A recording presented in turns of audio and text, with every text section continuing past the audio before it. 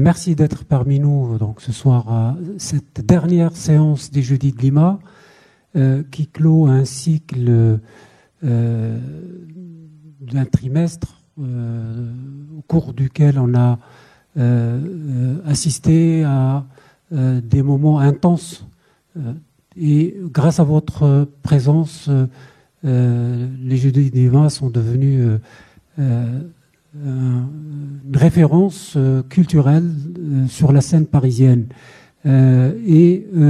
Évidemment, donc, cette séance, elle vient clore un cycle riche en rencontres littéraires, politiques. On a également organisé, à l'occasion du Printemps des Poètes, une belle soirée dédié aux voix féminines, aux voix de poètes femmes. Et évidemment, je ne vais pas décliner toutes les rencontres qu'on a organisées. Ce soir, c'est un moment de partage avec une figure qui nous est chère, qui restera dans la mémoire de la culture arabe, à savoir Feu Mohamed Harkoun, qui a été un ami, un proche, et il a été impliqué directement dans l'histoire de cette institution, puisque dès le départ, il a prodigué ses conseils, il a mis au service de cette institution aussi son savoir-faire, ses idées, et on a essayé donc d'être à l'écoute, et il a été hommagé à de nombreuses reprises, et il était évidemment l'un des invités phares de notre programmation. Alors, Mohamed Harkoun, je ne vais pas le présenter, je laisserai le soin à François Livonnet de le faire, et avec nous, en deuxième partie, après le film, on aura l'occasion de revenir sur l'œuvre philosophique de Mohamed Harkoun avec deux éminents spécialistes, Abdelnour Vidar et Ghaleb Benchir. Et évidemment, ce film fait partie d'une série d'entreprises qui ont été faites en collaboration avec Feu Mohamed Harkoun pour évidemment, il tenait absolument à transmettre son œuvre philosophique à des générations. Il était évidemment visionnaire. Je crois qu'on aura l'occasion aussi de revenir sur sa vision de ce printemps, de ces printemps, ce qu'on appelle les printemps arabes, parce qu'il parlait des blocages des sociétés arabes, et il prenait des solutions. Il ne se contentait pas de brosser comme ça des théories, mais il avait des solutions à présenter pour débloquer les situations d'impasse dans lesquelles se trouvent les Méditerranées, enfin la Méditerranée et puis les pays arabo-musulmans. Voilà, avec nous évidemment les réalisatrices de ce documentaire. Je laisse donc, qui viennent de Bruxelles directement, je les remercie et je passe le micro à François Livonnet pour dire un mot, et donc on passe après au film. Merci. Merci, c'est bon. Merci, tout a été dit. Je suis donc le modérateur de la soirée. Mon rôle sera de distribuer un peu la parole. C'est pas céder à une facilité rhétorique que de dire qu'on ne présente pas Mohamed Harkoun. Tous ici, vous connaissez plus ou moins bien, sans doute, la pensée de Mohamed. Certains ont eu l'avantage d'être des proches, des amis, voire des gens plus proches encore, puisque son épouse est parmi nous. Ce n'est pas non plus excessif de dire qu'il est sans doute le plus grand islamologue français du dernier tiers du XXe siècle et du début du XXIe siècle. Il succède à des gens comme Arnaldez, comme Berck, et plus avant Massignon, dont il a été l'élève, Blacher, etc. Donc par conséquent, la figure que nous allons ce soir honorer, à la fois avec le respect qu'on doit à un grand intellectuel, mais aussi se souvenir que c'était un personnage extrêmement amical, nous allons l'honorer à partir d'un film qui a été réalisé par deux jeunes femmes qui sont présentes. Et il s'agit de Myriam Amrani, qui est à ma droite tout de suite, et Leila El Bachiri, un peu plus loin, qui vont vous dire un mot pour présenter ce film. Merci bien. En tout cas, je réitère en tout cas mes remerciements à l'Institut du monde arabe pour cette invitation et cette opportunité qui s'offre à nous de présenter effectivement ce film. Et je voudrais réitérer également mes remerciements à Madame Harkoun, qui déploie une énergie très importante pour travailler à la pérennisation de toute cette érudition portée par son défunt époux. Alors ce film, effectivement, ce film est avant tout le fruit d'une aventure humaine et intellectuelle qui a débuté en 2006 à Bruxelles. Donc oui, nous sommes bruxellois, nous sommes belges.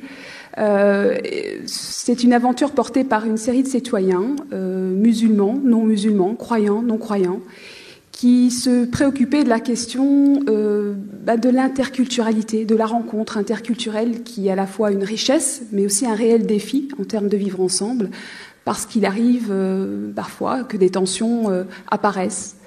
Et donc, loin des débats télévisés, stériles, où la polémique l'emporte davantage que sur le réel souci de se rencontrer et d'échanger, eh bien, nous avons souhaité créer un espace de réflexion et de rencontre pour échanger autour de cette problématique du fait religieux, et en l'occurrence ici, le fait religieux islamique.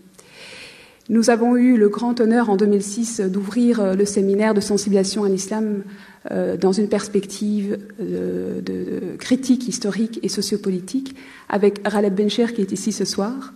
Et on a eu l'immense honneur et l'opportunité, et je dis vraiment l'immense honneur d'avoir l'opportunité d'aller à la rencontre de Mohamed Harkoun, que nous avions découvert à travers ses écrits, mais qui nous apparaissait comme difficilement accessible.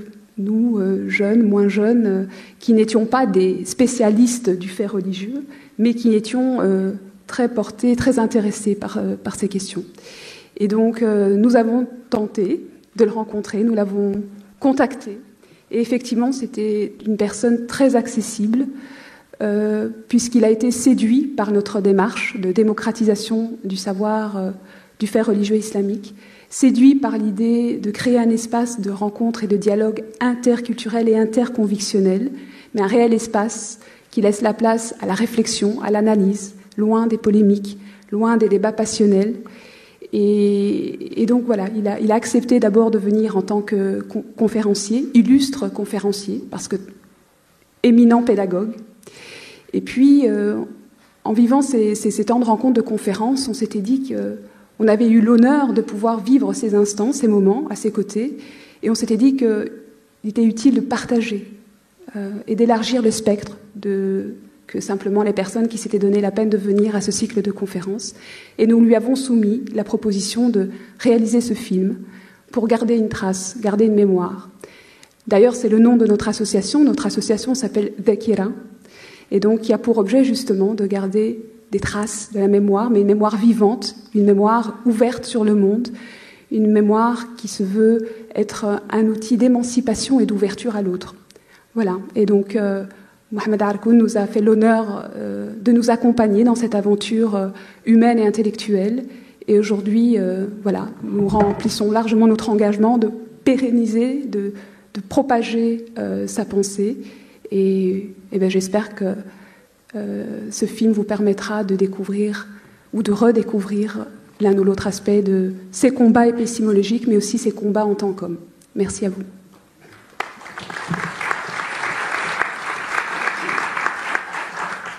Leila. Bonsoir à toutes et à tous. Voilà, vous m'entendez. Je tiens également à remercier très chaleureusement Madame Toria Harkoun et l'Institut du monde arabe pour l'organisation de cette projection autour du film de Mohamed Harkoun pour une pensée libératrice. Je tiens à préciser que ce film axe surtout sur le profil de ce grand homme qu'est Mohamed Harkoun, mais que le kit DVD sera accompagné d'un cycle de conférences qui s'intitule « Penser le fait religieux à travers l'exemple de l'islam ». Et Mohamed Harkoun, à travers ses conférences, a voulu en fait transmettre ce savoir en tant que legs, en tant qu'héritage à transmettre aux générations. Donc dans ce kit DVD, il y aura des bonus qui reprendront les éléments clés de ces conférences-là, mais également une adresse web avec l'intégralité des conférences qui figurera bien entendu sur le site de la Fondation Mohamed Harkoun qui a été créée par la femme de Mohamed Harkoun, Touria Harkoun. Alors moi j'aimerais surtout axer ma brève intervention sur justement l'importance capitale de cette fondation de Mohamed Harkoun qui est véritablement une mine d'or dans la mesure où ce site héberge toute une série d'enregistrements sonores et vidéos sur les conférences, etc. Et Mohamed Harkoun, en qualité de père de l'islamologie appliquée, a véritablement révolutionné l'apport conceptuel dans l'étude du fait religieux. Et j'aimerais partager avec vous une expérience académique en qualité de chargée de cours à l'Université de Genève. J'ai conçu dans le cadre d'un cours qui s'intitule « Introduction à l'histoire des religions », un cours justement sur introduction à l'histoire de la pensée islamique. Et en construisant ce cours, je me suis inspirée de cette approche théorique harkounienne, mais en plus, c'était un cours à distance, mais cela peut valoir également pour un cours en présence. J'ai alimenté mon cours de vidéos et d'enregistrements sonores puisés directement dans la Fondation Mohamed Harkoun. Alors, à titre d'exemple, je suis partie de la période pré-islamique jusqu'à la pensée contemporaine. Et quand je suis arrivée à la période de la formation dogmatique de la pensée islamique entre le 9e et 11e siècle, j'ai fait référence, pour ceux qui connaissent un peu les débats qui a précédé cette histoire de la pensée islamique, j'ai fait référence aux Ahl al-Ray, donc les partisans de la pensée autonome, et les Ahl al-Hadith, les partisans des hadiths. Je me suis arrêtée sur le débat autour du Coran créé, incréé, qui a été initié par les Mu'tazilites, les théologiens rationalistes qui ont été imprégnés de la philosophie grecque. Et par exemple, là, j'ai renvoyé mes étudiants à l'enregistrement sonore sur justement une intervention de Mohamed Harkoun sur le Coran créé. C'était sur France 2, c'était une émission qui était animée par Abdelwaheb Medeb et qui figure justement dans la fondation de Mohamed Harkoun. Et en fait, ça a donné tout de suite une dimension stimulante et vivante de ce cours. Parce que Mohamed Harkoun, en qualité de grand pédagogue, avait ce don de rendre accessible, compréhensible et fluide sa pensée complexe. Et les étudiants qui étaient vraiment d'horizons divers, de convictions et de philosophie confondues, ont été extrêmement intéressés par l'œuvre de Mohamed Harkoun et beaucoup ont réalisé un travail sur son œuvre à partir de cette fondation de Mohamed Harkoun.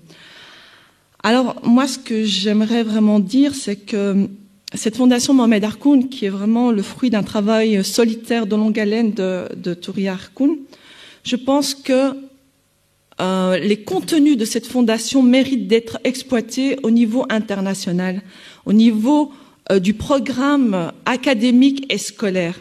C'est-à-dire que il faut absolument essayer de faire en sorte qu'il y ait une concertation pour diffuser à grande échelle cet apport révolutionnaire, parce qu'il a vraiment apporté l'islamologie appliquée qui se diffère de l'islamologie classique dans la mesure où il se limite pas à une restitution linéaire de l'histoire de la civilisation islamique, mais il intègre les sciences de l'homme et de la société dans une approche réflexive avec une approche de histoire à rebours où on passe de la société présente à un va-et-vient entre le présent et le passé.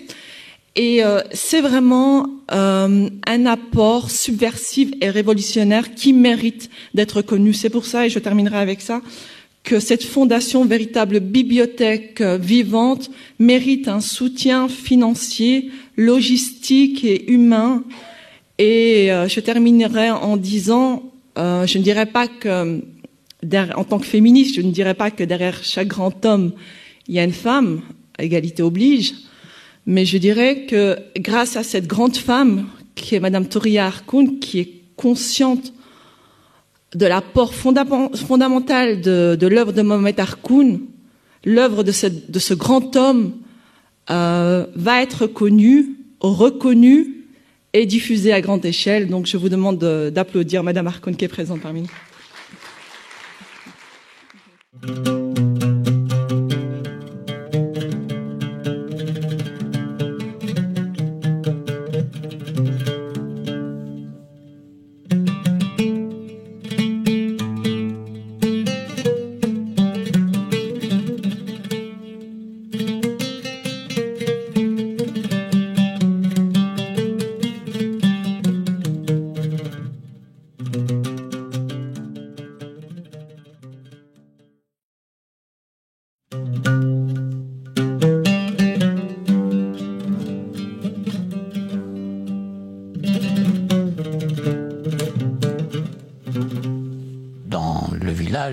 Dans mon village en Kabylie, il y avait un collège tenu par les Pères Blancs.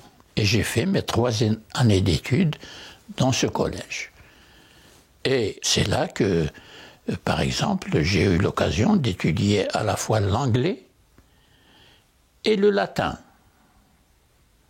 Apprendre le latin m'a donné une grande solidité dans la façon d'utiliser les langues, dans la façon d'écrire, dans la façon de parler, dans la façon de faire une conférence, par exemple. Et par le latin, il y a une entrée dans le grec et la pensée grecque. C'est-à-dire ce qu'on appelait en Europe les grandes humanités, qui formaient les plus grands esprits, les plus riches esprits en Europe. C'est là seulement, c'est-à-dire après le lycée, après avoir acquis tout un bagage de littérature française, de la Révolution, les grands auteurs du XVIIIe siècle, etc., le XIXe siècle, je commence à découvrir alors un autre univers qui est celui de la langue, de la littérature arabe, et qui dit langue et littérature arabe dit une culture très forte, très riche, culture classique ancienne, et aussi découvrir l'islam.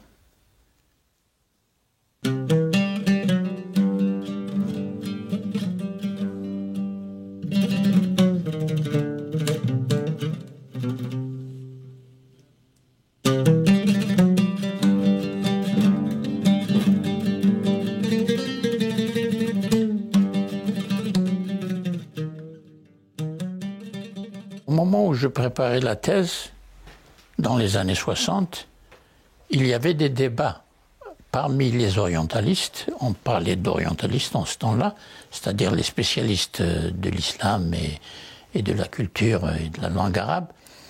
Il y avait un débat sur la possibilité de parler d'un humanisme arabe en contexte islamique, et qui soutenait que l'humanisme est un produit de l'Europe depuis le XIVe, XVe, XVIe siècle.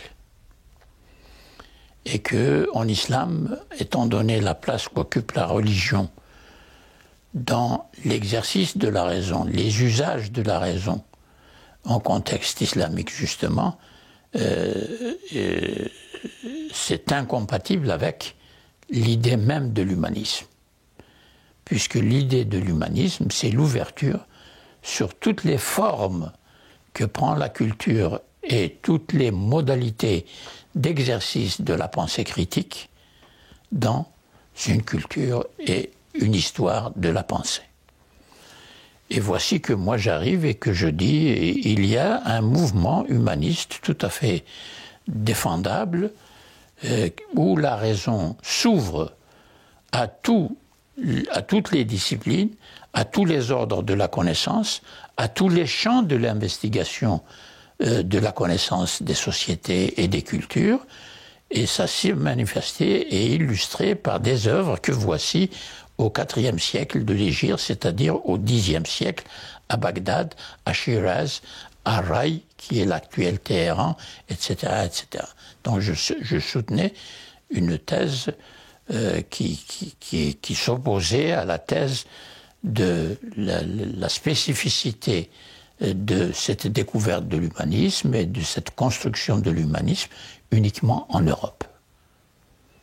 Et le débat a duré longtemps comme ça, et je suis entré dans cette bataille et j'en suis sorti pratiquement victorieux, puisque actuellement l'idée de l'humanisme arabe tel que je l'ai présenté est adoptée par tous les chercheurs en Occident, mais elle n'est pas encore intégrée et adoptée et respectée et développée par les Arabes et nos chers Arabes, qui par ailleurs disent ce qu'ils disent de la langue arabe, de la richesse de la langue arabe, de la richesse de la culture arabe, etc., etc.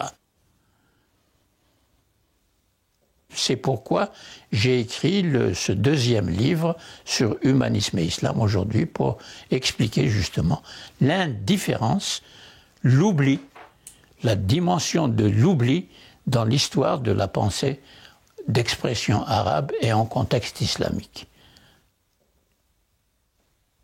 Le nom même qui désignait l'humanisme, qui était adab au Xe siècle, a disparu de l'usage dans la langue arabe, car aujourd'hui, dans la langue arabe d'aujourd'hui, quand je dis adab, je désigne uniquement le département de littérature dans les universités, littérature. Alors que la vocation de l'humanisme, c'est d'embrasser tous les savoirs, toutes les disciplines qui conduisent au savoir, et une ouverture totale, y compris lorsque on traite de la question religieuse. Voilà ce que c'est que l'humanisme. Nous avons vu ce beau film. Le moins qu'on puisse dire, c'est que ce film est dense et que Mohamed Harkoun ne mâche pas ses mots. Il y a dans ce film des éléments très authentiques pour qu'il a connu une intensité dans le verbe, une intensité dans la pensée. Avant de donner la parole à nos invités que je vais vous présenter, je crois qu'il faut rappeler qu'il est assez commun d'avoir des idées. On a tous des idées, on peut changer d'idée. Mais avoir une pensée, c'est une autre affaire. Une pensée, en avoir une dans sa vie, c'est déjà rarissime. Et cette pensée qui va se former, se développer tout au long du temps. Et je crois qu'il y a chez Mohamed Harkoun des textes du commencement jusqu'au dernier texte. Il y a justement cette germination d'une pensée. Et pour ceux qui l'ont lu avec attention, il y a aussi cette immense qualité de ne pas avoir succombé aux idéologies à la mode. Il n'a pas été marxiste quand il fallait être marxiste, structuraliste quand il fallait l'être. Il a su se nourrir d'apports théoriques.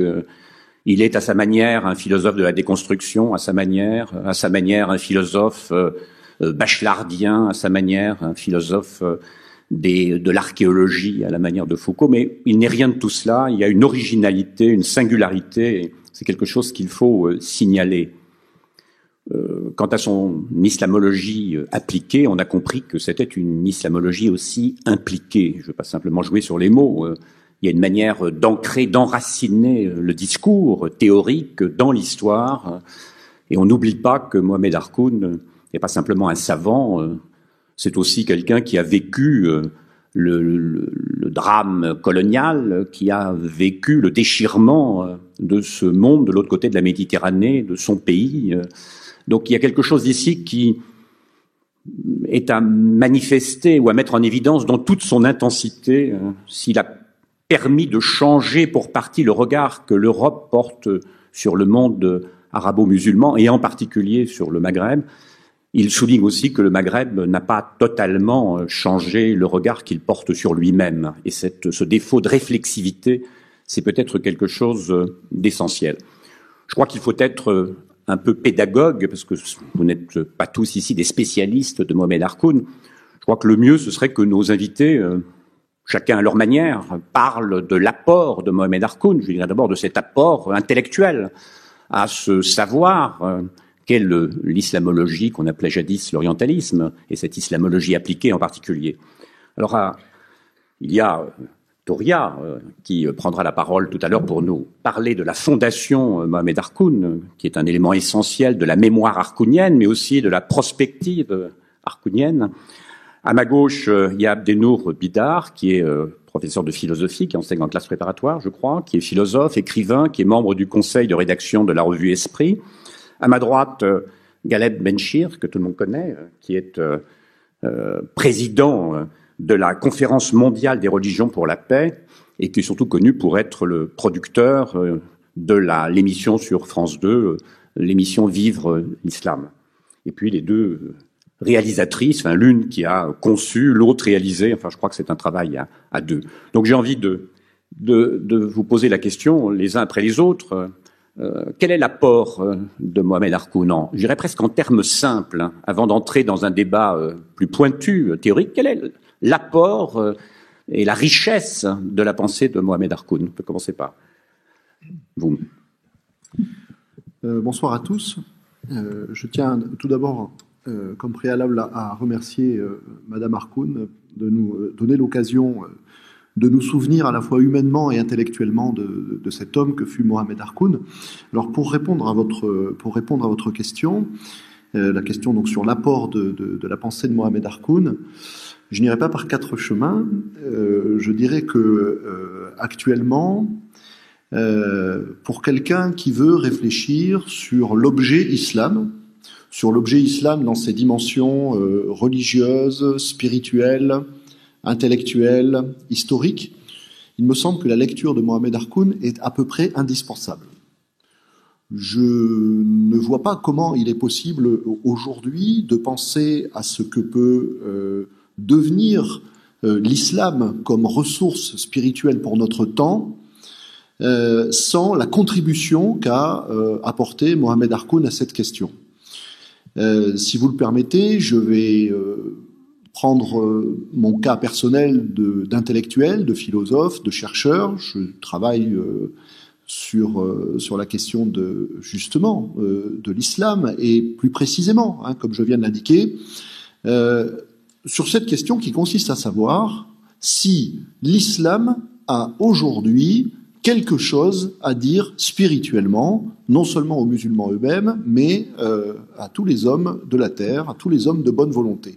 Est-ce qu'il y a encore dans le matériau islam quelque chose qui est suffisamment actuel ou suffisamment actualisable pour que, grâce à lui, grâce à cette contribution de l'islam, nous puissions y voir un petit peu plus clair spirituellement dans un monde d'où toute spiritualité authentique paraît avoir été singulièrement obscurcie ou chassée, à commencer par une chose, à savoir ce fameux retour du religieux qui est en réalité une contribution à l'obscurcissement spirituel du monde plus que quelque chose qui peut nous aider. Donc, en tant qu'intellectuel, chercheur, philosophe, spécialiste de ces questions, des questions sur donc la spiritualité possible en ce début du XXIe siècle, la vie spirituelle possible en ce début du XXIe siècle, lorsque je me suis tourné du côté de l'islam pour lui poser la question de ce qu'il avait à nous léguer de son héritage, eh bien, Mohamed Harkoun faisait partie des rares noms à apporter une parole véritablement actuelle. Je m'en suis donc beaucoup servi, je l'ai beaucoup lu, j'ai travaillé sur lui de façon tout à fait personnelle pendant un certain nombre d'années. Je considère qu'il a été absolument indispensable à ma formation et à l'élaboration de ma propre réflexion. Et il a été, l'un de nos philosophes, Gilles Deleuze, dit qu'un vrai philosophe, ou un philosophe, pourquoi dire un vrai philosophe? Un philosophe, c'est quelqu'un qui crée des concepts. Eh bien, Mohamed Harkoun a été un sacré créateur de concepts. C'est-à-dire qu'il a réussi à cristalliser dans un certain nombre de concepts particulièrement clairs un certain nombre de problématiques, un certain nombre d'enjeux. Lorsque, par exemple, au sujet de l'islam, il développe dans une œuvre qui est très longue. Hein. Il parlait à la fin de l'intervention qu'on a écoutée de la longue durée. Lorsque tout au long de son œuvre, il mobilise par exemple, à propos de l'islam, la notion de corpus officiel clos. Lorsque tout au long de son œuvre, il développe dans son approche historique de l'islam, l'idée que la représentation que les musulmans ont de l'islam est établie sur ce qu'il appelle d'une part une mytho-histoire et d'autre part une mytho-idéologie, il y a là des concepts qui sont tout à fait essentiels pour comprendre ce qui s'est joué historiquement du côté de la religion et de la culture islam, et pour comprendre à quelles conditions aujourd'hui l'islam peut être pour nos sociétés humaines. Hein, je crois qu'aujourd'hui nous sommes tous engagés dans les mêmes questions et nous faisons tous face aux mêmes difficultés. Eh bien, je crois que ces concepts sont absolument, l'apport de ces concepts est absolument indispensable. Je m'arrête là, peut-être je ne vais pas mobiliser la parole dans un premier temps. Donc, créateur de concepts, Khaleb. Oui, bonsoir mes chers amis. La question première était quel est l'apport de la pensée de Mohamed Harkoun au débat contemporain. Mais avant d'y répondre, je voudrais dire que c'est toujours avec émotion que j'en parle à titre personnel. Depuis qu'il nous a quittés ce jour du 14 septembre 2010, il y a eu quelques témoignages rendus à l'homme et à son œuvre, et à mon goût, très en deçà de ce qu'il mérite. Et sans vouloir verser dans une présentation dithyrambique ou dans l'hyperbole, et si c'était le cas, je l'assumerais en tout cas. Vraiment, c'est l'une des rares figures prestigieuses de l'université française. Et j'en veux pour exemple qu'il faisait partie des 4, peut-être maintenant ils sont devenus 5, 4 grands noms qui ont été invités au Gifford Lectures en Écosse, ces fameux cours magistraux instaurés par Adam Gifford au XIXe siècle. À côté d'Henri Bergson, Gabriel Marcel, Raymond Aron et Mohamed Harkoun. Maintenant, j'ai cru comprendre que Bruno Latour en est le 5e. C'est une poignée de main. Ça donne la stature, l'envergure, la culture de l'homme et de ce qu'il est, et surtout la densité intellectuelle et son audace comme homme et comme penseur. Alors, ces apports, pourquoi est-ce que je parle de ces apports au duel? Parce qu'il y en a eu, c'est multiple. Pour ma part, j'ai distingué les 2 Harkoun. Le premier Harkoun, c'est celui qui a rencontré avec éblouissement, avec fulgurance, l'humanisme d'expression arabe. Et c'est lui qui disait « n'eût été une présentation de l'histoire mutilée et mutilante.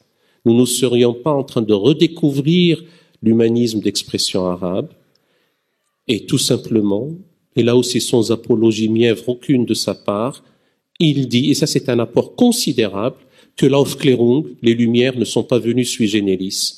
Un beau matin, on découvre qu'il faut être humaniste et qu'il y a là un continuum avec l'humanisme d'expression arabe et notamment avec ces grandes figures telles que Miskawayh et Tawhidi, morts en 1023.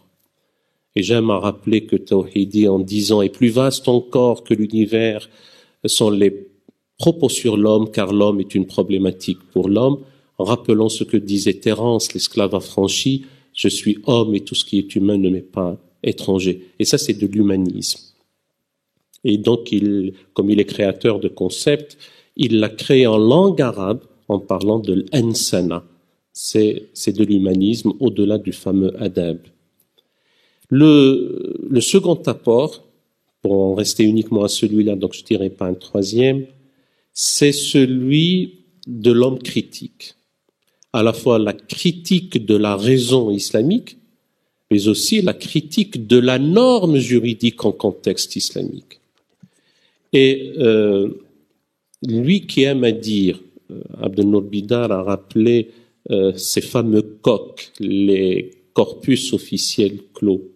Et il dit qu'avec une pensée dévastatrice du patrimoine religieux, qui n'est qu'un amoncellement du commentaire sur le commentaire, d'une construction d'acteurs sociaux à travers l'histoire, eh bien, il faut une pensée subversive pour dégeler les glaciations idéologiques, s'affranchir des enfermements doctrinaux et effectivement sortir des clôtures dogmatiques. Et la fameuse triade, certes, il l'a empruntée à Claude Quint, sans mettre, mais il l'a élaborée et développée, de transgresser, déplacer, dépasser. Transgresser les tabous, effectivement, par cette pensée subversive, déplacer le sacré, notamment la réflexion sur le sacré qui ne cesse d'irradier, qui est devenu obèse à travers l'histoire, vers d'autres horizons cognitifs et porteurs de sens. Avec le concours des fameuses SHS, chères à Leïla, les sciences de l'homme et de la société, et la batterie de disciplines que sont la médiologie, la sémiotique, la linguistique, l'herméneutique, la philosophie, la philologie, l'exégèse, etc. Et tout cela pour dépasser, comme il le disait si bien, vers l'émergence d'une rationalité métamoderne, la fameuse raison émergente. Cette raison émergente qui allie à la fois les ressources inventives de la technoscience, des nanotechnologies, de l'intelligence artificielle, et aussi l'irréductibilité de la foi, l'invariant besoin de transcendance et cette soif inextinguible de spiritualité dans une théologie de l'espérance qui lui a donné sa vertu théologale.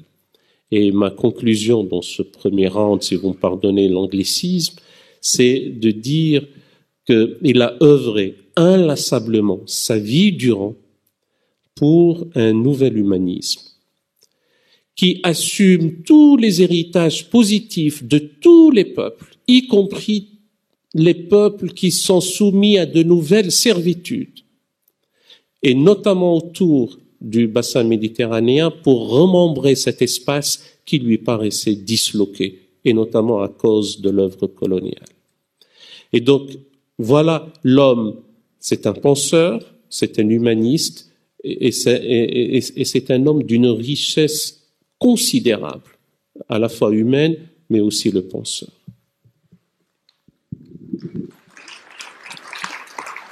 On va demander à Leïla et à Myriam, de manière concise aussi, l'apport. Vous êtes déjà exprimé, mais on veut vous écouter encore. Alors, par rapport à l'apport de Mohamed Harkoun, qui a bien été développé par M. Bidar et M. Radepenchir, ce qui est assez révolutionnaire et extrêmement important dans l'apport de Mohamed Harkoun, c'est vraiment ce déplacement de l'objet islam qui n'est plus dans cette sphère religieuse, théologique, on n'est plus dans l'écriture religieuse de l'islam, mais on sort de cette mytho-histoire, comme l'a évoqué Bidar, qui mêle l'histoire au mythe, et on sort de cette écriture pour être dans une écriture historico-critique de l'histoire de la pensée islamique. Et ce qui est extrêmement intéressant dans son apport, c'est également, il faisait référence aux ruptures épistémologiques, où justement il disait que on part de cette pensée épistémique médiévale où on conçoit le sacré, où on conçoit la religion, où on conçoit comme étant des essences données, où on conçoit le sacré, la question de Dieu, de la prophétie comme étant quelque chose d'intangible d'au-dessus de l'histoire, alors que l'histoire de la pensée islamique telle que lui l'a abordée, avec justement cette rupture épistémologique, cet apport moderne, critique de la pensée islamique, c'est de justement mettre en exergue tout le processus de sacralisation, tout le processus de transcendantalisation des éléments de la religion et aussi d'orthodoxisation, qui fait que nous sommes dans des processus de construction. Et il a apporté, ce qui me semble moi aussi et là avec Myriam, on se préoccupe beaucoup de cette question du vivre ensemble, c'est cette question de l'idée de vérité. Cette idée de vérité qui est proclamée par les différents régimes de vérité monothéistes, mais avec cette spécificité islamique qui n'a pas encore soumis la pensée religieuse à cette posture philosophique interrogative qui justement fait que l'idée de vérité est conçue par l'orthodoxie sunnite qui est également le fruit de l'élaboration historique du XIe siècle. Et lui, il met vraiment ça en exergue le fait que l'idée de vérité religieuse est associée à la religion officielle. Et cette religion officielle est le fruit d'un rapport socio-historique. C'est-à-dire que, par exemple, avant les Ahl Sunna wal Jama'a au Xe siècle, il y avait les Mu'tazilites, les rationalistes qui étaient au pouvoir de 833 à 847. Il y avait également d'autres acteurs qui étaient les chiites. Et donc, le sunnisme à cette époque-là était renvoyé à l'hétérodoxie, c'est-à-dire à la religion non juste. Et donc, ce que Mohamed Harkoun met en exergue, c'est tout ce travail historique et humain. C'est pour ça que le dernier de son livre s'intitule « La construction humaine de l'islam ». Parce que les contenus de la foi, les contenus dogmatiques sont une élaboration historique et que cela s'est fait sur l'histoire. Et c'est vraiment cet apport-là, moi, qui m'intéresse dans la mesure où il demande à toutes les cultures, parce qu'il a aussi cette posture de critique de la pensée islamique, de la pensée religieuse, mais également critique de la pensée moderne. Et c'est ce retour réflexif sur soi. Et pour justement contrer toutes ces revendications identitaires, ces fausses identités, parce que l'identité est également une construction. Et ça, c'est fondamental dans l'apport de Mohamed Harkoun par rapport à la question de l'islam. C'est fondamental de réfléchir sur qu'est-ce qu'une vérité, c'est quoi l'origine, comment historiquement, islamiquement, cela s'est construit. Donc je m'arrêterai là. Myriam. Passionnant. Nous allons écouter Myriam. Merci. Moi, je vais être très brève parce que je ne suis pas du tout chercheuse, ni philosophe, ni historienne. Moi, ce qui m'a séduit, en tout cas en termes d'apport et dans cette rencontre avec Mohamed Harkoun, c'est justement le contexte dans lequel nous vivons aujourd'hui. Donc, je disais, nous vivons à Bruxelles, dans une ville multiculturelle dont on vante le caractère multiculturel. Mais je le disais aussi tout à l'heure dans mon introduction, ça pose aussi des questions de vivre ensemble. Alors, ça se passe très souvent très bien, mais il y a des moments où il y a des tensions, des crispations qui apparaissent ici et là. Et la rencontre avec Mohamed Harkoun et avant la rencontre humaine, la rencontre de ses écrits, en tout cas, a été pour moi salvatrice. Ça a été un moment, une bouffée d'oxygène dans un espace où les débats proposés, que ce soit dans le champ médiatique, le champ associatif, étaient essentiellement portés sur des enjeux identitaires, certes importants, ou sur des enjeux de reconnaissance. Et à aucun moment, il n'y avait de la place pour de la réflexion, pour de l'analyse, pour du questionnement. Et la rencontre avec Mohamed Harkoun et ses écrits m'a permis de dépasser, en tout cas à titre personnel et dans les échanges que nous avons pu avoir dans le cadre de l'association, de nous inviter à avoir cette démarche de réflexion et d'analyse et de pouvoir sortir d'un cadre tout le temps passionnel où on est sur le registre du témoignage, sur le registre de l'agression, du sentiment d'être agressé, du registre victimaire. Et donc d'avoir ce réflexe-là d'aujourd'hui, de prendre distance et de pouvoir se dire mais qu'est-ce qui se joue et qu'est-ce qui, dans nos histoires respectives, font que nous en sommes là aujourd'hui. Quand je dis nous, ce sont nous les citoyens qui composons la société bruxelloise en ce qui me concerne, mais l'Europe d'aujourd'hui qui a un visage fait de profils très différents liés aux flux migratoires successifs, et de pouvoir aborder ces questions avec une démarche de réflexion et d'analyse et de sérénité. Et je pense que ce qui m'a beaucoup frappé et touché dans le propos de Mohamed Harkoun, c'est effectivement cette nécessité d'ancrer cette réflexion avec une approche rationnelle, de pouvoir élargir le spectre sur le plan temporel, de sortir de la logique des faits divers médiatiques, pour ou contre port du voile, pour ou contre viande halal, etc., et d'aller se nourrir de toute une série de pans entiers de l'histoire de la civilisation islamique, et en même temps de s'ancrer dans une société, dans une ville qui est la nôtre ici et maintenant. Nous vivons en Europe, nous vivons en l'occurrence nous à Bruxelles, et nous voulons vivre ensemble le plus harmonieusement possible. Eh bien, prenons le temps de nous connaître, prenons le temps de connaître notre histoire, notre passé, notre pensée, et construisons. Soyons créatifs et construisons des ponts. Et en cela, l'humanisme tel qu'il l'a défendu s'inscrit dans cet esprit-là, et nous avons été séduits par cette approche. Et voilà en quoi, pour moi, la rencontre avec Mohamed Harkoun a été un apport salutaire. Avant de donner la parole, il y a des réactions possibles. Je voulais rappeler que selon l'usage, vous pourrez poser des questions dans le dernier quart d'heure, mettons, après avoir échangé entre nous. Vous voulez réagir, Abdelou ? Oui, je souhaiterais réagir. Peut-être simplement ajouter quelque chose. Je crois qu'au moment de parler de l'apport de la pensée de Mohamed Harkoun, ce qu'il est important de souligner, c'est la radicalité de sa critique. On sait qu'il a été l'auteur notamment en 1984 d'une critique de la raison islamique, mais je voudrais m'arrêter 2 minutes sur le sens que je donne à cette idée qu'il y a chez Mohamed Harkoun une radicalité à peu près unique, en tout cas en langue française, une radicalité à peu près unique de son entreprise critique.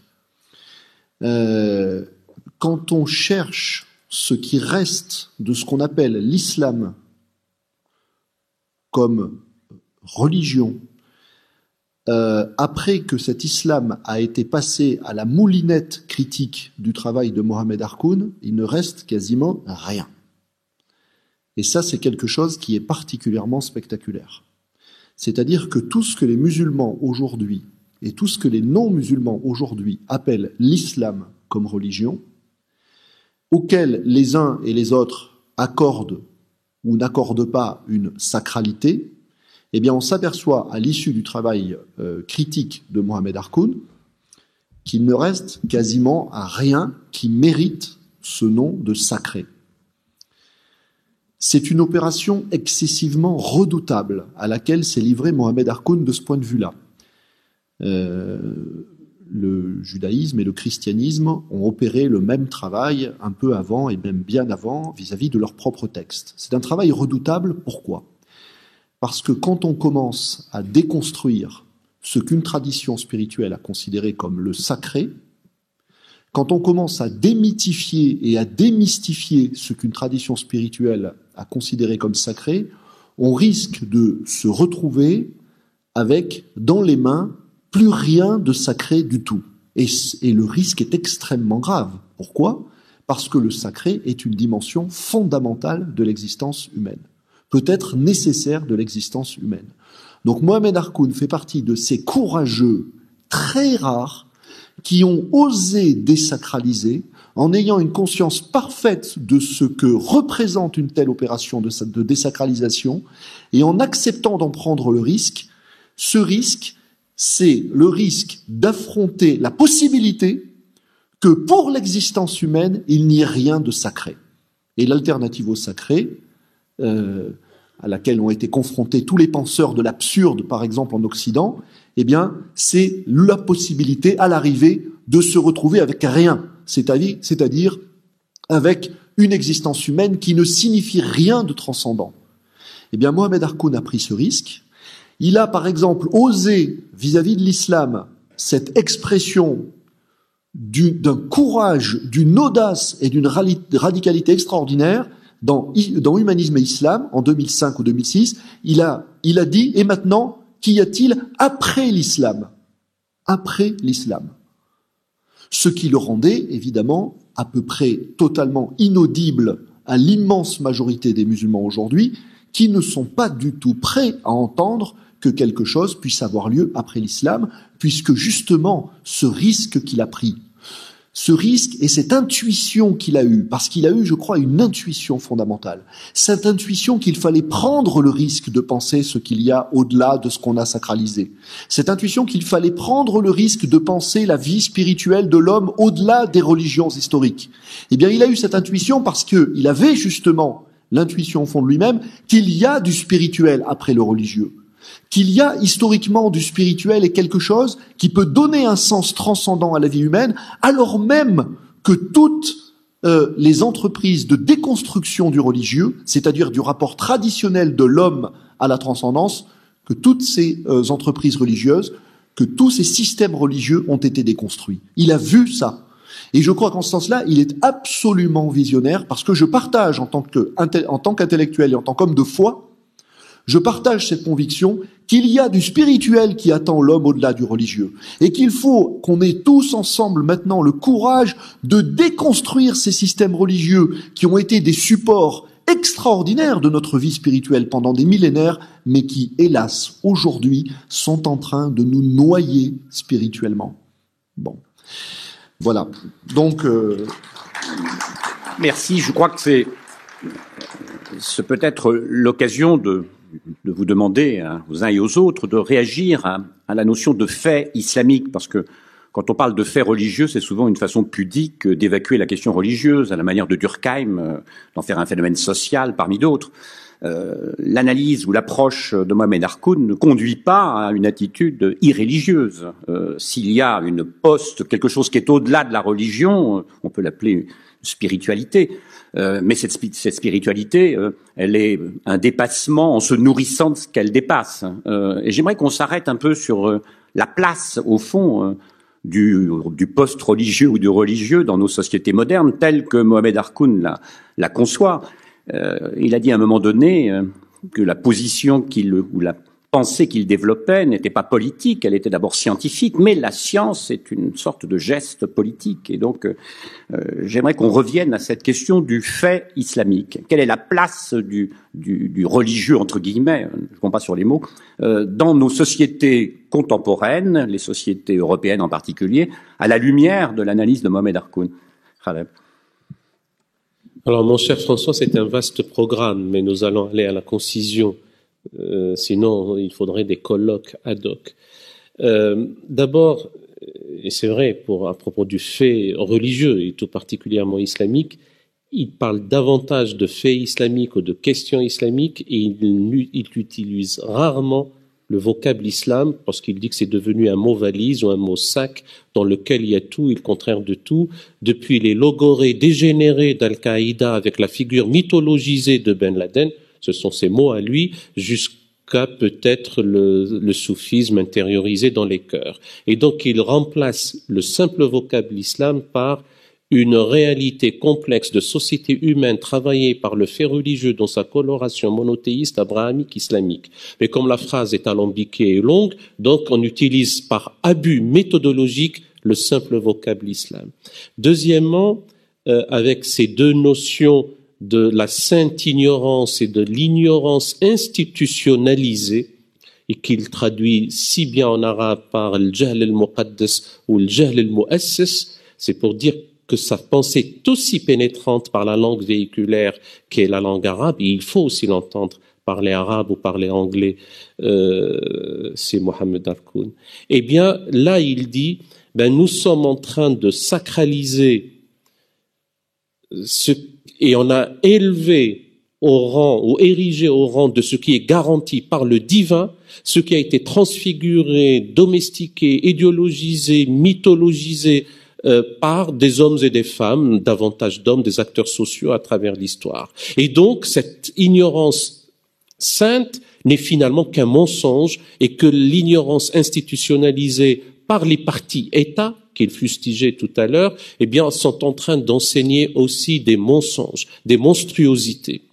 Et ça, c'est pour lui était fondamental de le souligner. Et il ajoutait que finalement, la foi doit être toujours en quête d'intelligence et que l'œuvre de la théologie, dans notre époque, dans ces temps contemporains, n'est rien d'autre que l'intelligibilité de la foi mise à l'épreuve du temps.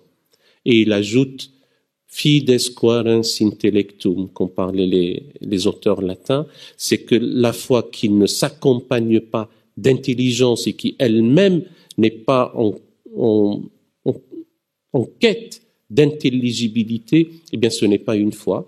Et il finit par parler avec sa notion de raison émergente, que ça donnera lieu à une éthique qui transcende le bien et le mal, parce qu'elle n'est plus dualiste. La raison raisonnante ne nous avait pas prémunis contre les dérives totalitaires, contre le fascisme, contre le colonialisme, contre l'esclavage, contre l'extrémisme, contre le fondamentalisme qui pour lui est un anti-humanisme. Eh bien, il ajoute que cette raison émergente nous produira ou sous-tendra une éthique au-delà du bien et du mal, une esthétique par-delà la laideur et la beauté, pour une politique qui subsume la violence et l'insécurité, et pour une transcendance qui est au-delà de l'utile et de l'inutile. C'est très profond à y réfléchir dans cette spiritualité, avec cette transcendance qui n'est plus dans les vieux schémas. Je suis dévot et je pourrais jouir des délices paradisiaques, ou je suis pécheur et je risque de périr par le feu de l'enfer.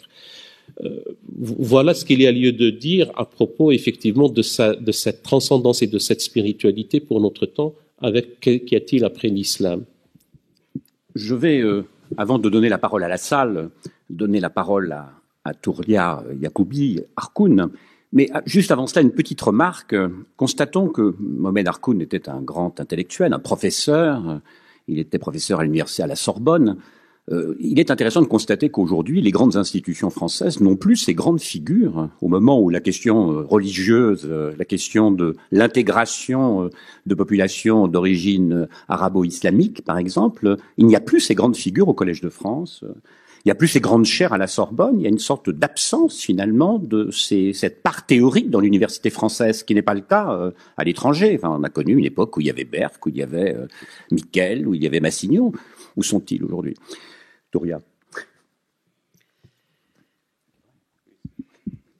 Moi, je vais lire ce que j'ai préparé parce que l'émotion ne me laisse pas avoir de la suite dans les idées pour dire ce que j'ai à dire. Mesdames, Messieurs, chers amis, prendre la parole ce soir dans cet endroit qui était cher à mon mari n'est pas chose facile. Dès 1989, il fit partie de son premier comité consultatif. Il y donna des conférences, participa à des débats, y reçut une de ses légions d'honneur en 1996 et y fixa souvent rendez-vous pour ses interviews, émissions radio ou télévision. Il s'y sentait un peu chez lui. À ce titre, je nourris l'espoir que la prochaine fois que nous nous retrouverons ici pour un séminaire autour d'un des thèmes qui lui était cher, que pourraient développer les étudiants qu'il a formés un peu partout. Je pense en particulier aux femmes, premières victimes toutes désignées dans les pays arabes. Certaines, sur ses conseils, avaient entamé un travail novateur sur le Coran. Aujourd'hui, la peur les réduit au silence dans leur pays. Je veux parler des Tunisiennes, telles Neila Selini, Latifa Lakhdar et autres.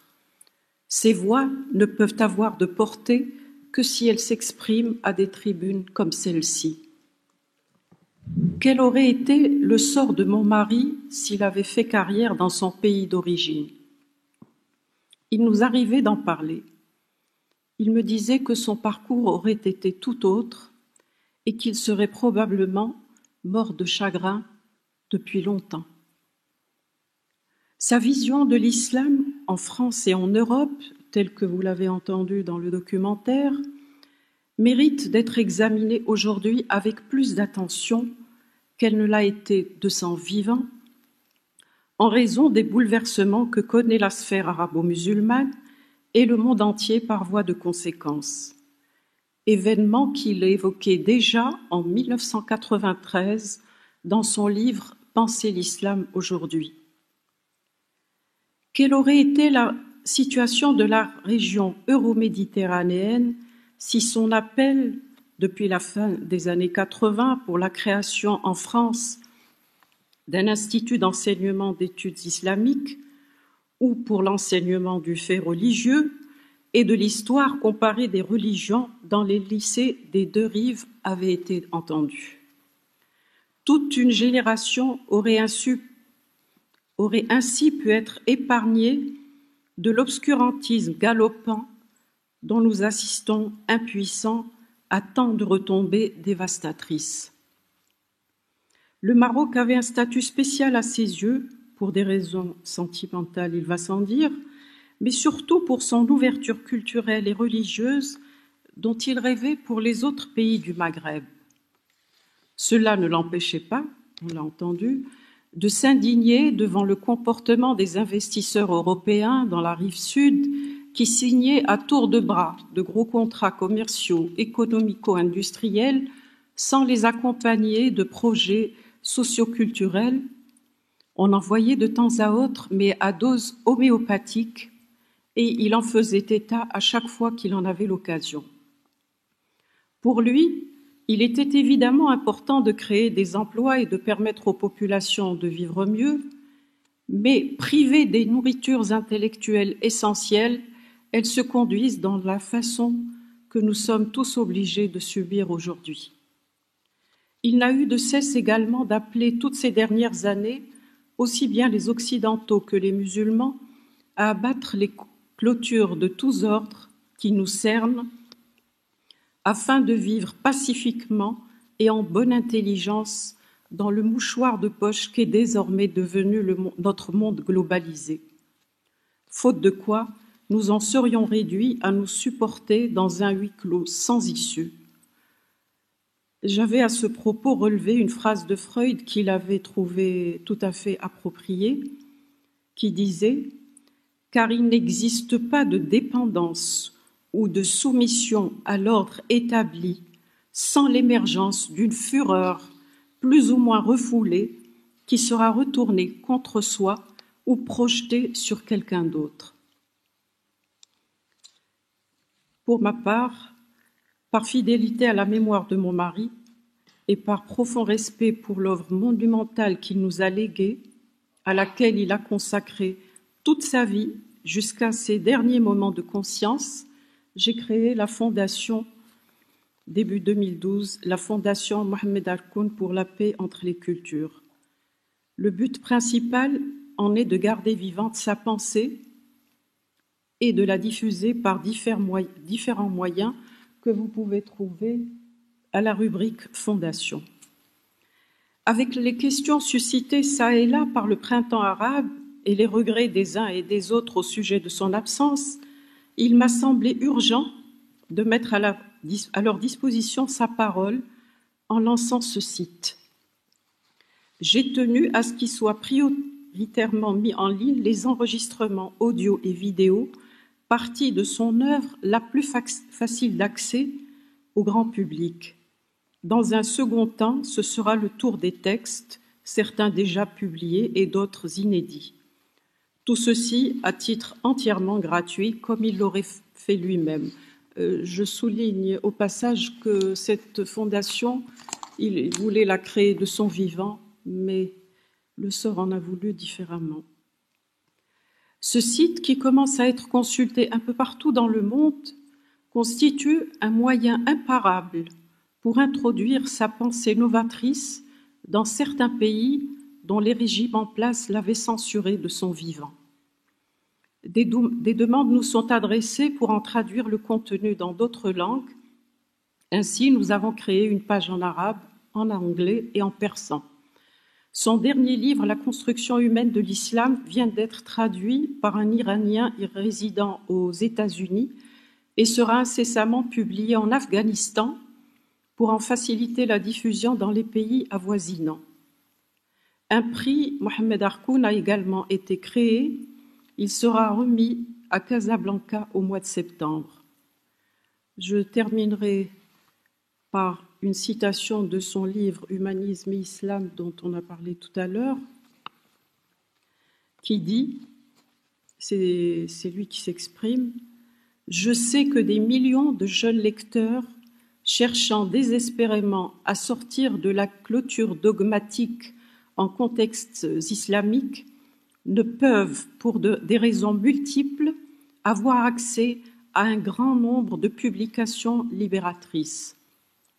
Or, la raison émergente ne peut survivre et rayonner dans les sociétés sous surveillance que si elle peut s'appuyer sur de larges cadres sociaux de la connaissance critique pour relayer et faire fructifier ses productions. » Fin de citation. C'est dans ces mots que je puise la force et l'énergie nécessaires pour continuer ce travail long et difficile auquel tout le monde est invité par des suggestions, par la fourniture de documents à contribuer à son rayonnement. Je remercie toutes les personnes de l'Institut du monde arabe qui ont rendu possible cet hommage à la mémoire de mon mari. Je remercie les intervenants pour leur brillant exposé et le public pour sa présence nombreuse et fidèle comme d'habitude. Merci.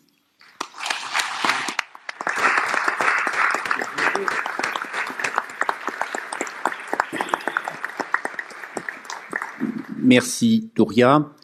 Un micro est à votre disposition. Une hôtesse va vous proposer un micro pour ceux qui souhaitent poser des questions. Vous levez la main. Qui souhaite poser une question?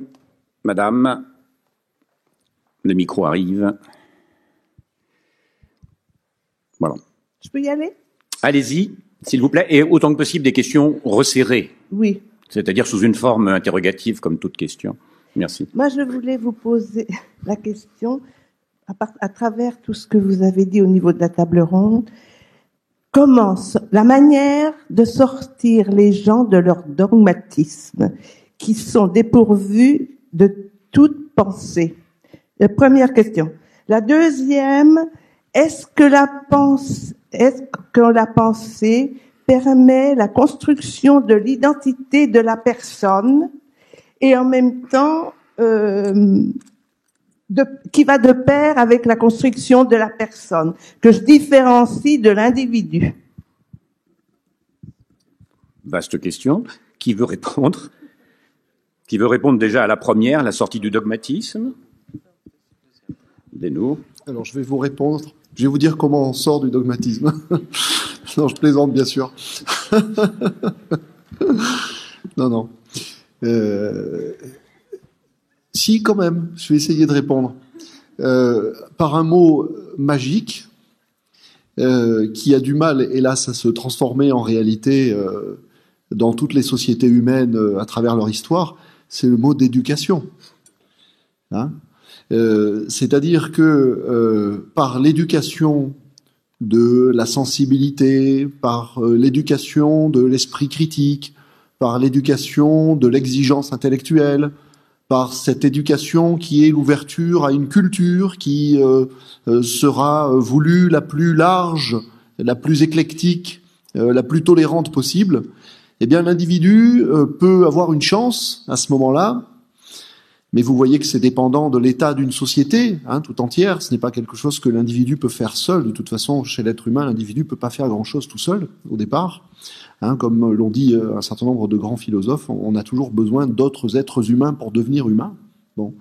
Eh bien, grâce à cette éducation, lorsqu'elle est présente, l'individu a une chance de pouvoir prendre une distance par rapport à ce qu'il croit immédiatement vrai ou par rapport aux convictions immédiates qui sont les siennes.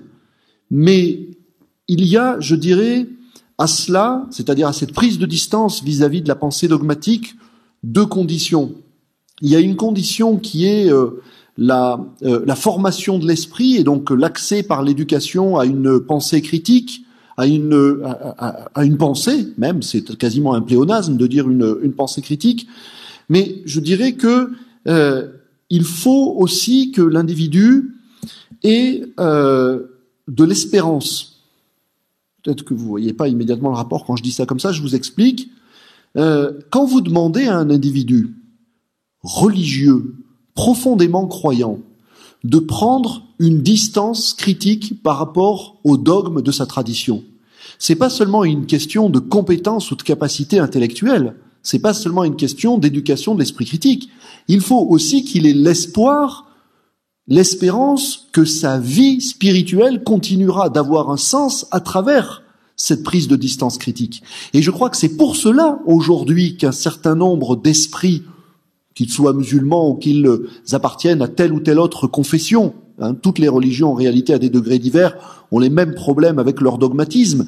Mais je crois que beaucoup d'esprits croyants, aujourd'hui comme hier, ont du mal à prendre une distance critique par rapport à ce que leur religion leur a enseigné dogmatiquement, parce qu'ils ne voient pas de salut spirituel, ils n'entrevoient pas de salut spirituel possible en dehors de ces convictions. C'est-à-dire qu'ils sont persuadés qu'ils n'ont le choix humain, intellectuel, spirituel, qu'entre l'adhésion à ce que le dogme leur a enseigné, à ce que la religion leur a enseigné, et l'athéisme compris comme étant, je dirais, le vide de toute perspective spirituelle dans laquelle il y a une transcendance pour l'homme possible vis-à-vis de sa condition immédiate. Eh bien, aussi longtemps que l'esprit est enfermé dans cette alternative, soit je me réfugie dans le dogme religieux, soit j'ai l'impression qu'il n'y a pas d'horizon d'espérance transcendant pour la vie humaine, donc soit je bascule dans le désenchantement de la vie, le désenchantement de l'existence, le désenchantement du monde, eh bien, l'individu préférera toujours ses certitudes dogmatiques, et on peut le comprendre. Donc, à nous d'être capables, nous les éducateurs, justement, à chaque génération, d'être capables de donner à l'individu confiance dans une troisième voie possible. Il y a une vie spirituelle possible en dehors du dogme. Merci. Abdenou a répondu conjointement aux deux questions, c'est parfait. Une autre question. Bonsoir, moi j'avais alors je vais pas utiliser des grands termes, etc. En fait, moi ce que je retiens du documentaire, c'est toutes les problématiques de la transmission, le savoir et l'histoire au travers, en fait, au travers du temps qui passe. Et j'ai l'impression qu'aujourd'hui on est, ce que j'aime bien par rapport à ce que vous avez fait, par rapport à la fondation et le documentaire, c'est le terme paix entre les cultures. Comment puis-je faire la paix, puisque quelque part je suis stigmatisée par l'extérieur, et en fin de compte, si je vais dans des extrêmes, c'est parce que je ne connais pas mon histoire, je ne sais pas. Enfin, dans le documentaire, il disait il y a un avant et un après le 11 septembre, et c'est comment on peut faire pour justement travailler sur la transmission au travers de tous ces écrits, parce que c'est le savoir, et le savoir c'est une arme pour une construction de pensée et d'ouverture aussi. Donc comment vous voyez les choses par rapport à ça, parce qu'on a des extrêmes aujourd'hui. On disait on a d'ouverture d'esprit, mais à la fois on va dans les extrêmes parce qu'on comprend pas les choses, on n'a pas ce savoir. Il y a des civilisations, il y a des religions comme le judaïsme qui ont beaucoup travaillé sur la transmission, des fondamentaux, etc., sur des problématiques intergénérationnelles. Et en quoi l'apport de Mohamed Harkoun peut répondre à ce type de problématiques? Khaled? Très brièvement, vous avez évoqué à la fois l'histoire et le 11 septembre. C'est vrai qu'il disait, non sans raison, que l'événement du 11 septembre 2001 n'est pas un événement, mais un avènement aussi d'une nouvelle ère, pour laquelle il faut qu'il y ait une quête solidaire du sens de l'avenir, car sans cette quête solidaire du sens de l'avenir, il n'y aura pas un avenir de paix, voire il n'y aura pas un avenir du tout pour l'humanité tout entière. Pour revenir à l'histoire, et l'histoire de la transmission, c'est que il a toujours dit qu'on ne transmet rien d'autre que la possibilité de rendre des esprits aptes à recevoir par l'éducation, par l'acquisition du savoir, par la connaissance, par la science, et non pas ces sciences considérées comme intruses, comme il disait lui, les sciences religieuses versus les sciences dites profanes. Mais c'est cette aptitude à l'esprit d'être critique et de sortir de toutes les dogmatiques, quelles qu'elles soient, y compris les clôtures dogmatiques modernes de l'esprit humain. Et pour revenir à l'histoire, il était chagriné, enfin peut-être comme nous tous, de voir qu'elle était présentée d'une manière linéaire, nombriliste, européocentriste, cloisonnée en Antiquité, Moyen-Âge et Renaissance. Et il a toujours plaidé pour une présentation de l'histoire panoptique, panoramique, comme une anthropologie du passé avec un regard critique sur les cultures et les systèmes de pensée et les traditions, mais aussi comme une archéologie du temps présent. Et donc cette distanciation en ayant cette vision de l'histoire permet à la fois d'avoir l'aptitude à recevoir, à connaître, à s'apaiser, à colmater les failles identitaires ou ces identités meurtries, et aussi de préparer des générations à venir. C'est aussi en insistant sur ce qu'il appelle les tâches et le statut de l'intellectuel. Et que pour lui, l'indignation de l'intellectuel n'a de sens que si elle est suivie d'actes concrets, en allant enseigner, en préparant les esprits des générations à venir. Dans la continuité, je dirais qu'il y a effectivement l'espace, le champ académique, mais je pense qu'aujourd'hui, il faut pouvoir aussi investir d'autres champs de la société civile. Et en cela, le secteur associatif, les réseaux sociaux sont des espaces clés. Et donc, je pense que pour travailler à cet enjeu de la transmission et de l'histoire, je pense que le champ académique a ses limites et il nous faut, nous, en tant qu'individus, en tant que citoyens, aller à la rencontre de ce champ académique. C'est la démarche que nous avons opérée, nous, à notre niveau, en allant rencontrer en tant que personne, en disant voilà, nous sommes curieux, nous aimerions mieux saisir, mieux comprendre. On nous dit beaucoup de choses au sujet de l'islam, mais finalement, on n'en sait pas grand-chose.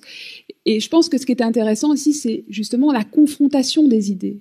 Ce qui nous importe, et dans la démarche que nous proposons, nous, dans notre association d'Akira, c'est qu'il n'est pas question ici de dire, voilà, nous vous proposons la vraie vision, la bonne vision, celle, par définition, qu'il faudrait reprendre l'idée ici, c'est vraiment de pouvoir exposer les différents points de vue, se confronter, être dans une démarche de débat contradictoire, de vision contradictoire, et d'être dans cette démarche de réflexion critique par rapport à ce qui nous est donné pour vrai.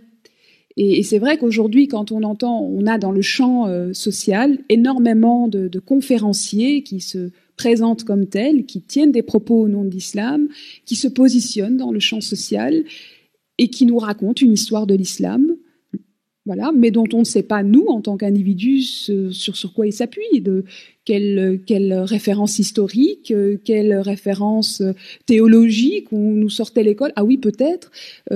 Pour nous qui sommes nés ici en contexte européen, francophone, en tout cas pour bon nombre d'entre nous, voilà, on nous sort tel passage du Coran, tel verset du Coran, et voilà, et l'argument d'autorité fait mouche. Et donc nous, ce qui nous a en tout cas préoccupés, c'est d'avoir cet espace pour se dire ah, ok, j'entends cet argument, ben, je vais aller le confronter, et un peu à l'image de chercheurs nous-mêmes à notre modeste niveau, investir les bibliothèques, les réseaux sociaux, la production scientifique, et confronter ça avec les propos qui nous sont énoncés quotidiennement, y compris dans nos champs personnels, dans la vie familiale. Et c'est pas sans poser de réels débats, mais je trouve ça très très riche de pouvoir à un moment donné dire mais sur quoi repose tel rite ou telle pratique, et de pouvoir avoir un débat serein là-dessus et de pouvoir simplement être dans une logique de questionnement.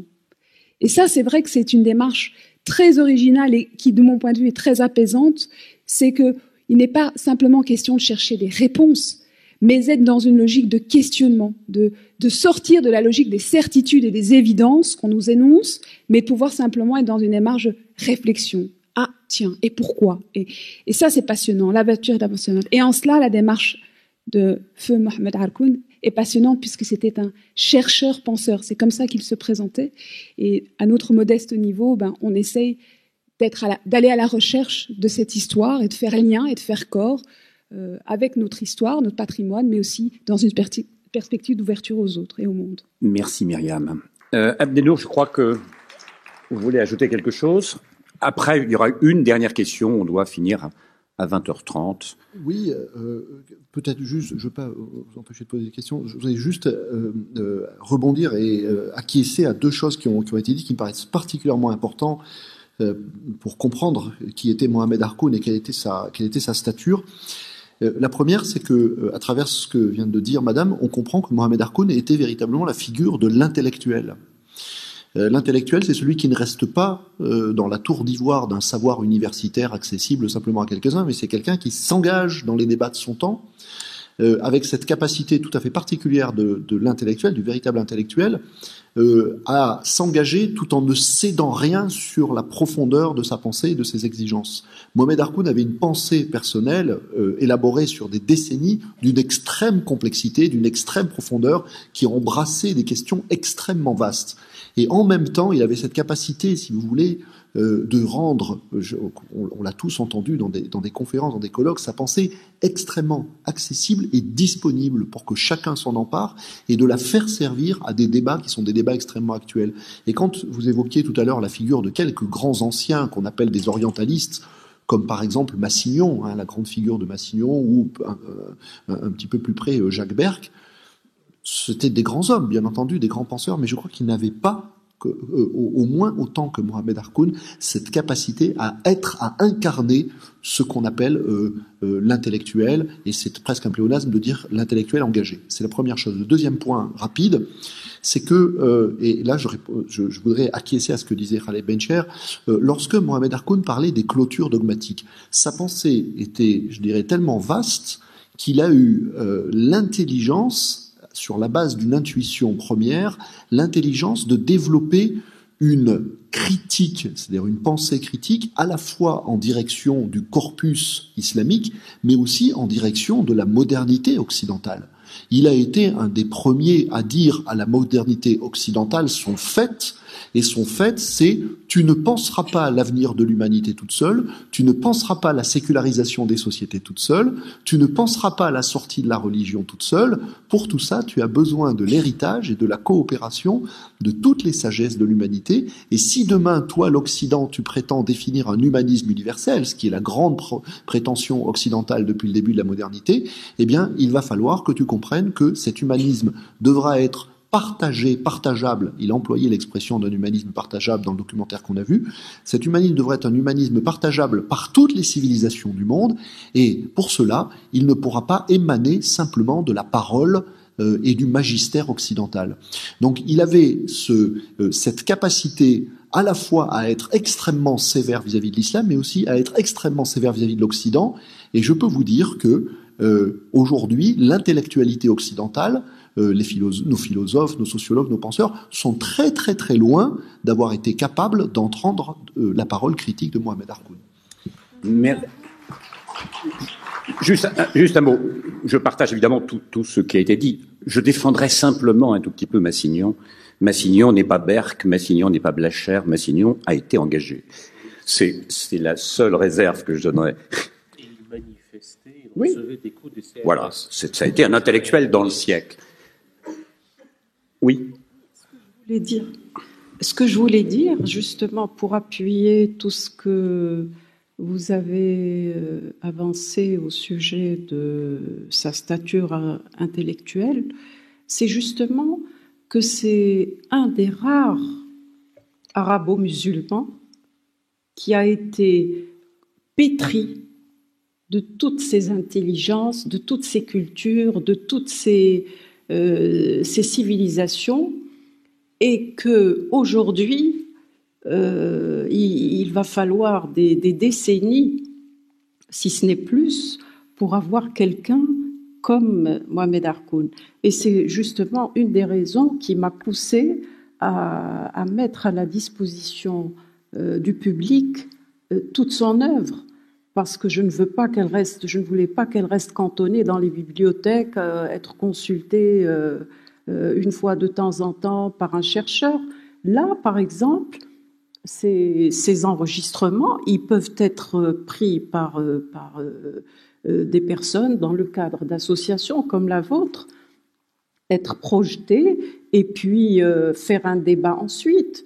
Et la société civile à laquelle il faisait souvent allusion a un grand rôle à jouer là-dedans, pour justement répercuter ces idées et pousser des jeunes à prendre ce chemin.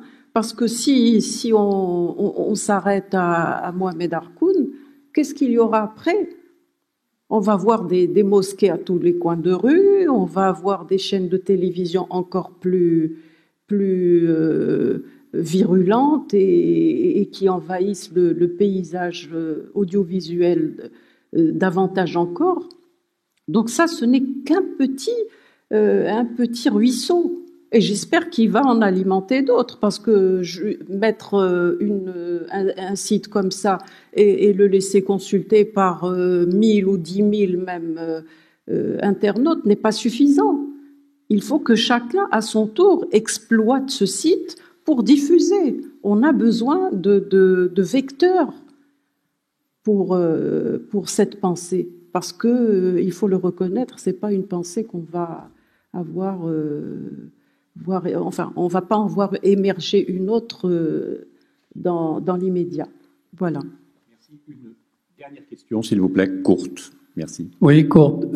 Moi, j'ai trouvé un petit décalage entre le film et toute la discussion que l'on a eue autour de la table, dans la mesure où Mohamed Harkoun a été très critique, en particulier dans la deuxième phase, et j'ai eu un peu de difficulté à positionner si c'était une critique vis-à-vis de la politique ou vis-à-vis des intellectuels et de la culture, ce qui constitue la sphère culturelle des arabo-musulmans. Et en particulier, il a parlé que du Maghreb. Je ne l'ai pas entendu parler d'autre chose, ce qui me fait poser. Donc, première question, est-ce que c'est une critique politique ou une critique intellectuelle, c'est-à-dire que les intellectuels arabo-musulmans ne sont pas assez consistants pour faire émerger des idées. Ça rejoint un petit peu ce que disait Madame Harkoun. Et comme il ne parlait que du Maghreb, me suscite une deuxième question. Quelle est la portée de la pensée de Mohamed Harkoun et comment elle est reçue, en particulier dans le Maghreb et dans les autres pays, parce que parler de l'islam et de sa position à l'intérieur de la société, de tout ce qui constitue l'humanité, ne se fait pas uniquement en France, enfin en Europe et encore moins en France. D'où l'idée de dire l'islam, c'est plus que juste la vision que l'on a de l'islam en Europe et en France. Très bien, merci. Je peux lui répondre? Oui. Alors, ce que n'a pas précisé Myriam, c'est que ce sont des entretiens qui ont duré 2 jours et il y a 7 ou 8 heures d'enregistrement. Et Madame Amrani a pris des extraits pour le public qui est avec nous ce soir. Mais il a tout autant parlé de l'Indonésie, du Maroc, de l'Afrique, et ça c'est vraiment un condensé, parce qu'on ne peut pas projeter tout ce qu'il a dit. Pardon ? C'est pour ça que je parlais de décalage entre ce que j'ai entendu. Non. Elle n'a pas précisé, mais c'est juste un condensé de ses propos qui sont destinés au public de ce soir.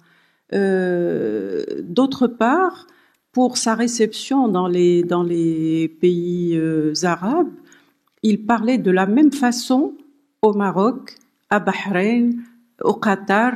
Il n'a jamais dévié de sa ligne directrice. Il s'est toujours exprimé en toute liberté, sans s'imposer de quelconque censure.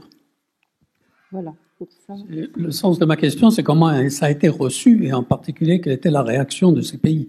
Eh bien, ces pays, vous allez être étonnés, mais les conférences qu'il a faites dans les pays du Golfe, qui sont en principe très fermés, ont été très bien reçues. Et pour Pour en avoir une preuve, vous pouvez aller sur le site et il y a jusqu'à maintenant 2 ou 3 conférences qui ont été données à Koweït et où il a été vraiment plus que... Moi-même, il m'a fait peur parce qu'il a vraiment dit des choses qu'il n'avait jamais dites et qui ont surpris le public. Donc, je vous invite à regarder la conférence de Koweït, la conférence de Bahreïn également, et l'émission qu'il a faite avec Al Jazeera, ici, à l'Institut du monde arabe, qui est aussi en ligne. Un mot, Myriam? Si, le micro, voilà. Concernant le film, donc effectivement, il s'agissait d'entretien, de 2 jours d'entretien. Donc vous pensez bien qu'on n'a pas pu passer tout en revue. On aurait souhaité avoir plus de temps, mais comme on le disait, on habite Bruxelles. Et donc c'était un film que nous avons fait de notre propre initiative. Au moment où nous avons tourné le film, nous n'avions aucun denier. Donc ça met aussi en lumière l'enjeu et l'engagement, parce que garder des traces, faire un travail de qualité, parce qu'on souhaitait aussi avoir un travail de qualité sur le plan cinématographique, nécessite des moyens. Et aujourd'hui, malheureusement, les pouvoirs publics ne sont pas toujours au rendez-vous. Mais pour répondre précisément à votre question, donc les entretiens, pour des raisons de timing, on les a concentrés autour de thématiques et autour de thématiques qui nous préoccupaient, nous, puisque nous étions les initiateurs du film, et donc l'enjeu du vivre ensemble en contexte européen, et évidemment le Maghreb de fait, puisque beaucoup de personnes vivant en Belgique et en Europe sont issues de cet univers-là. Mais voilà, mais son propos critique à l'endroit des politiques du monde arabe va au-delà des frontières du Maghreb. Hein, pour qui le connaissait, voilà, je pense que la critique s'adressait davantage à l'idée de structure politique en tant que telle, d'État. Il parlait de parti-État. Je crois que cette notion-là s'étend largement. Merci beaucoup et merci d'être venus nombreux. Non, on arrête. Il y a une heure limite. Je suis désolé. Merci beaucoup et merci aux intervenants. Merci.